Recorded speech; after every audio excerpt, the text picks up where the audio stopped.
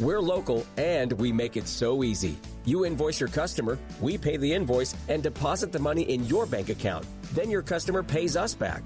No more waiting to get paid. Check out businessfinancecorporation.com today or call us at 702-947-3800. That's 702-947-3800.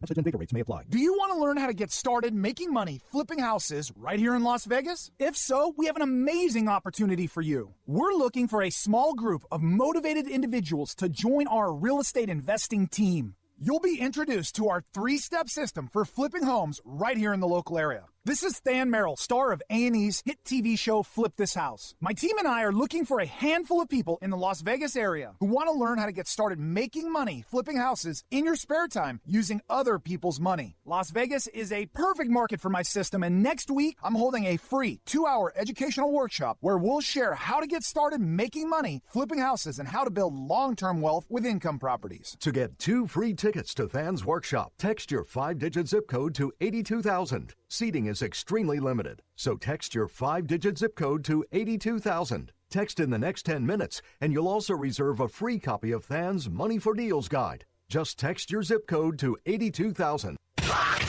On Twitter, follow us at the LV Sportsline and at ESPN 1100. Hello, friends. This is Thomas Johnson from Joe's Seafood Prime Steak and Stone Crab. Need a great idea for lunch or dinner? Your best bet is Joe's, one of the most popular dining destinations on the Strip. Joe's provides the ideal setting for private parties with accommodations for up to 150 guests. Stop by to see us at the Forum Shops at Caesars and ask for Thomas Johnson, your maitre d'. You know what you got to do the Strip?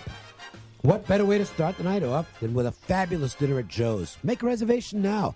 702-792-9222. Joe's is as good as it gets. Probably my favorite restaurant in the entire city, and you will love it as well. What do we have for an angle today, Ralph Michaels? You know, it's a game we talked about, and it's in the NBA, and it's Sacramento and the Clippers, and talked about how well Sacramento's playing, and they're playing team ball, both offense and defense, and that's led to them being 2-12 over-under their last 14 games as a home favorite. Clippers, meanwhile, 5-14 over-under as an away dog. Put them together, 7-26 combined angles on Sacramento and the LA Clippers under the total. We have been doing Major League Baseball previews each day this week. I just randomly decided to start with the National League. And I think part of the reason for that was that, you know, you look at the breakdowns this year of the two leagues, and the American League is just, I mean, basically you've got one playoff spot up for grabs. Because the Indians Cleveland, Yankees in, Red Sox in. And Astros. And Astros right? in, yeah. So it's not, I mean, and the oddball part is I think you can make a strong argument the three best teams in baseball are all in the American League. Red Sox, Yankees, Astros. Yeah, when your fourth best team is the Indians, that's not bad. Well, but the real excitement is in the National League because everything is up for grabs in the National League. You can make it a good argument that you could have as many as 11 teams vying for the 5 playoff spots this week. This year, there are very few weak teams in the National League. The Marlins obviously come to mind. They're terrible.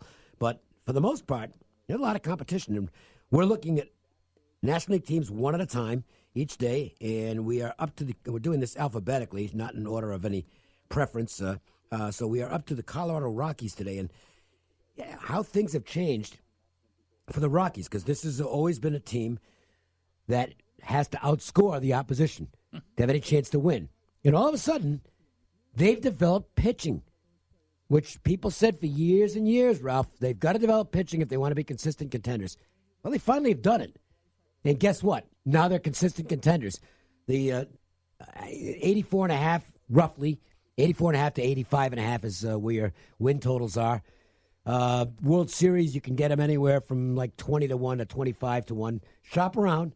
Like we talked about Tony Miller in the first portion of the show from the Golden Nugget. You're going to find different prices, so that's why you have more than one account. So the Rockies are in the midst of things. And, of course, one big thing that's already taken place, and I think this is a signal to the rest of the league that they're not just a temp contender. They shelled out the big bucks to keep Nolan Arenado there for several more years. You're not going to do that unless you intend to stay in the competitive mix as far as picking up talent is concerned. Yeah, and people thought after they signed Daniel Murphy to solidify first base that they weren't going to be able to sign him to that contract. So they've proven, to me, if I'm looking and, I'm looking at baseball from last year's numbers, I think the number is actually pretty low. I mean, you have a team that had 91 wins last year, but was only plus 34 runs, the lowest of all the playoff teams in the National League. And then you have a number one pitcher, John Gray, who clearly hasn't pitched like that. No, in fact, he's not the number one anymore. So, I mean, with Fuller, I mean, with Freeman and Marquez now, you have young pitchers, and all of a sudden Gray has the pressure off him, so you never know what's going to happen. I think this team, obviously, can they finish first? I don't think so, but with what they did on the road and as poorly as they hit at home last year, I think you have a chance to clearly match your last year's win total. Well, let's go through the lineup. Catching is, I think, an okay area, but not great with Chris Iannetta. Yeah. And I forgot the backup state. Tony Walters. Murphy has to stay on the field. We know he's going to hit. His glove, I don't care where you put him, his glove is never going to be a plus. So his job is to go out there and hit the baseball. And you would think with that big outfield and his ability to scatter it all over the field, he could be a 20 home run guy who hits comfortably over 300. I mean, he could hit 350 in that ballpark and then take a little off that on the road, maybe hit 320 altogether. Murphy should be an asset to this team's offense. The irony is last year, no player for Colorado even hit 300. The leader on the team hit 297. Yeah. And, you had Kyle Fuller, who had a 2.4 ERA at home. So the Rockies go from this hitting stadium to all of a sudden, it's turned into a pitching stadium where even their own team, their bats underperformed compared to being on the road. Right. And that's something they probably need to improve on because you might not get that same caliber of pitching every year. We'll talk about a Kyle Freeland trend in just a little bit because it is one of the amazing trends in baseball. Second base, I think, is a problem for this team. I think that's the hole because LeMahieu is gone now. He's with the Yankees. And Ryan McMahon? Either Garrett Hampson, Ryan McMahon. I don't know. I think that could be a questionable area. No questions at shortstop. Trevor Story had a great year last year. Arenado at third base is as good as it gets. The outfield, now, I think what's going to happen here is Charlie Blackmon's going to end up in right field. And they want to use Ian Desmond in center. And then, left field, I guess. David Dahl? I guess David Dahl. Or they could end up with Hampson playing the outfield. They could move him out there. And if they can go with McMahon at second base, Brendan Rodgers is getting closer to being ready. So he could be in the mix to play at second base as well. I don't think anybody's displacing Story for the time being at shortstop, even though Rodgers is a shortstop prospect. Here's the weird part. I mean, Blackman, Murphy, Arrieta, Story. I mean, that good. gives you four top five guys is very good lineup. It is good. I think they've all the worries for me. I don't know if Desmond is an everyday player at this point. I mean, his offense just isn't there, and he's never going to win any awards with his defense. So that's a negative spot, and second base looks like a negative spot. So and David Dahl has to stay on the field, by the way, if he's going to be a regular. And that has not been always the case for David Dahl. He's had a lot of injury issues. I think it's an okay lineup. I don't think it's a great lineup. The weird part, again, is the pitching. This rotation has turned into something special. And we'll mention the Kyle Freeland trend. I don't have the exact numbers in front of me, but I think it's like 27-2. When the Rockies are at home and Freeland is the starting pitcher, first 5 innings under. I mean, it's been unbelievable. He just bet it automatically, and it just keeps on winning. There's nothing they can do about it.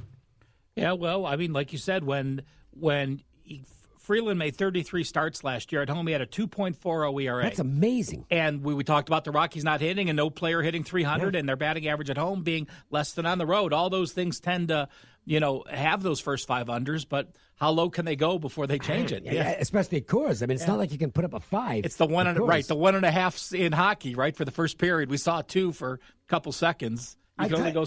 Yeah, I mean, it's just you know what the market's going to do if you put up a crazily adjusted number. Yeah. The value guys are just going to pound it whether they win or not, and the house is not looking for those kind of liabilities. The Rockies bullpen. What does Wade Davis have left in the tank? He was good at times and not good at times last year. They've got O as the setup man. Scott Oberg has turned out to be a really solid guy in the seventh inning role. And then, McGee, Russin. Brian Shaw's cost him money. I don't even know if he's going to make the team. Really? I honestly, I don't. I think they might just decide at this point. I think that you just say, okay, we made a mistake and DFA him, kind of like the Orioles should do with Chris Davis. No, I mean serious. Did he have less pressure in Cleveland? More better players around him? I think what it was he was used on an extraordinarily frequent basis in Cleveland and almost always in high leverage situations, and he was really good there. But he's all breaking balls.